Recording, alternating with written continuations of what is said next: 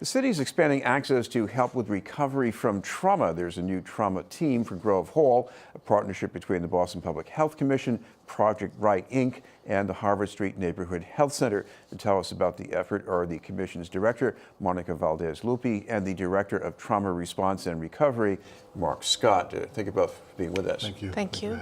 I want to start with Mark Scott because people associate trauma with a news-breaking act of violence, but really it's broader than that. So what is trauma exactly? Trauma is really very simply something that is frightening, scary, out of the ordinary that happens to you, a member of your family, a member of your community, a friend.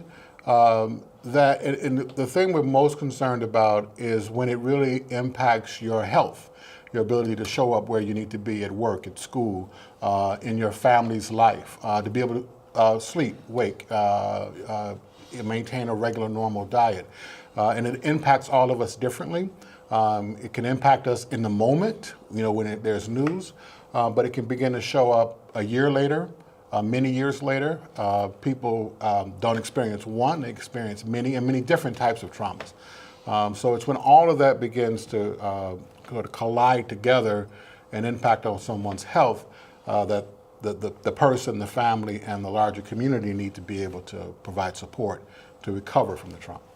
Monica, whenever there is one of these news-breaking stories about violence, one of the first things I'm seeing on social media is, where are the trauma response teams? Aren't they out there? And I guess, is this the sixth team now? This is the sixth team that we're adding. The neighborhood trauma teams are across 5 neighborhoods, so Jamaica Plain, Roxbury, Dorchester, Mattapan, and East Boston. So what does the team do exactly? So the team is really building on efforts that really with Mayor Walsh's leadership and vision is bridging the work of community-based responders and then our clinical partners at community health centers.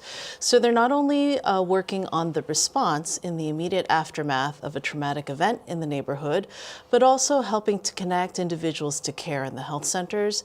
They do everything from access to care, being available for bereavement, coping groups, healing groups that are being held in the community. And we also have a mobile team that's available. So 24 hours, 7 days a week, in multiple, the staff are trained in multiple languages. They're there to assist as needed. Mark Scott, in the worst cases in these acts of violence, survivors, they need trauma response, but I imagine you need different kinds of response at different points along the way too, right? So we try to provide a range of service from the immediate moment all the way into long-term care, and the 24/7 availability of the service is accessed through a hotline.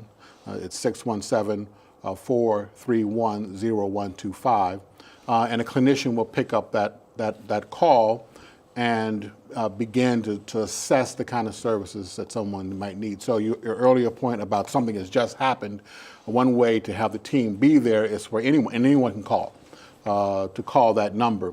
We're also, we're watching, because we have a partnership with the police department that helps us to be able to watch for the violence as it occurs.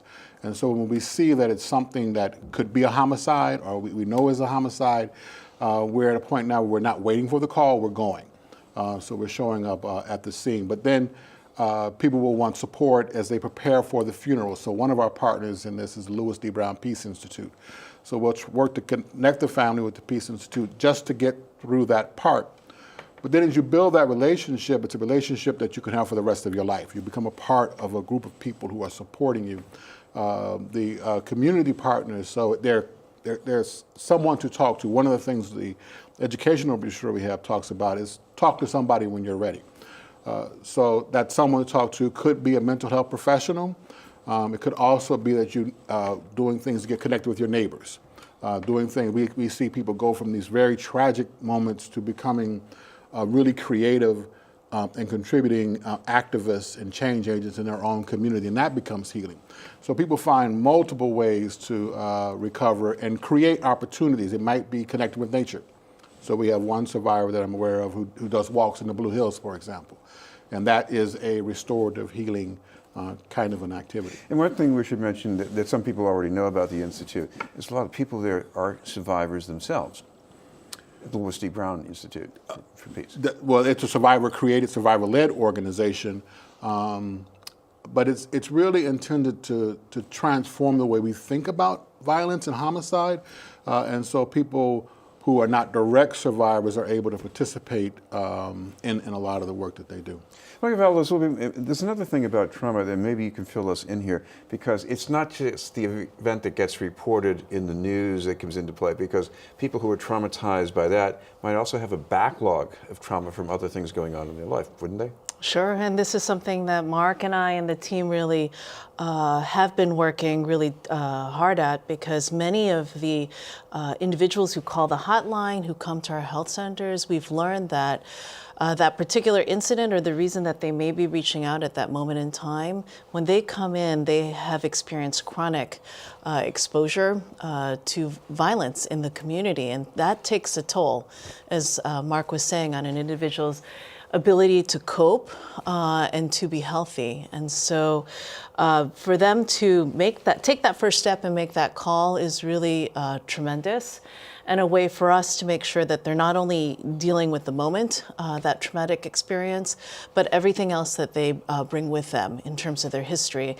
And that approach that we use is called a trauma-informed approach, where our staff works very closely with individuals and clients and our community partners and providers to recognize that many of the communities that have been impacted, unfortunately, by violence in the city are our communities of color. And they're the ones who are bearing the disproportionate burden of what we see in the news headlines about the shootings and other traumatic events in the community. Well, what about the toll? You have these stages of grief or rage, but maybe in the long term, what happens to people?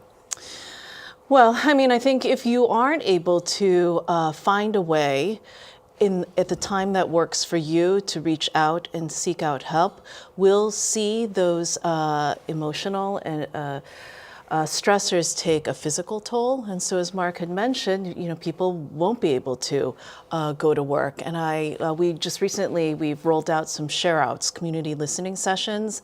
And one of the survivors in the Mattapan share-out that I attended spoke about her son who was murdered in Mattapan, and how difficult it was for her to return to work after the death of her son. And while her employer was very flexible and supportive, she just couldn't will herself and find the strength to go to work. She ended up losing her employment. It was very sad.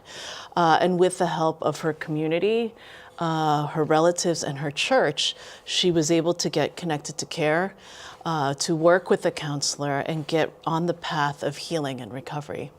This has been in news, and we're talking about the new trauma team for Grove Hall with Monica Valdes Lupi and Mark Scott from the Boston Public Health Commission. Mark, what about that? I mean, are there people out there who are experiencing trauma and they just don't recognize it? They might think they're depressed, or they're not motivated, or something like that? Absolutely, there are. And Monica alluded to the share out and community discussion sessions that we're having, 6 of them with 3 more yet to happen this month, March. And so part of what our challenge is to be able to communicate with residents across the city, particularly in those neighborhoods that are most impacted by the violence, so that people know that this is available, people know how to access it, and they want to access it, and to become involved in things that will be healing from the trauma. And to become, you opened up with the question, well, what is it, right? Just that basic education about sort of defining for someone what it is, and then what you can do about it. Monica Valdes, the other thing I think of with the Project R.I.G.H.T. especially is efforts to break the cycle of violence around Grove Hall. I mean, historically, this is an area that's at least surrounded by some gangs and a lot of violence going on there. How do you go from that to the trauma team? Did that have something to do with this? Well, with all of our trauma teams, the health centers, and in this case, Harvard Street Community Health Center, we're required to partner with a community-based organization. And we've worked over the years with Michael Kozu and his team at Project R.I.G.H.T, and they really are on the front lines every day, not just when these resources became available, but they have built those relationships in the community. And many of the people, as we've said, have lived experience, and that really brings some credibility to the work that they do. And so we still have a lot of work to do to make the network as strong as it can be and to reach its full potential, and to not only be dealing with the aftermath, but really, to your point about focusing on prevention. And that's what we'll hopefully build towards through these efforts. Finally, Mark, I just want to ask you one more time, because it is so important, the phone number that people can call anytime. It's 617-431-0125. Thank you both very much, Mark Scott and Monica Valdes Lupi from the Boston Public Health Commission.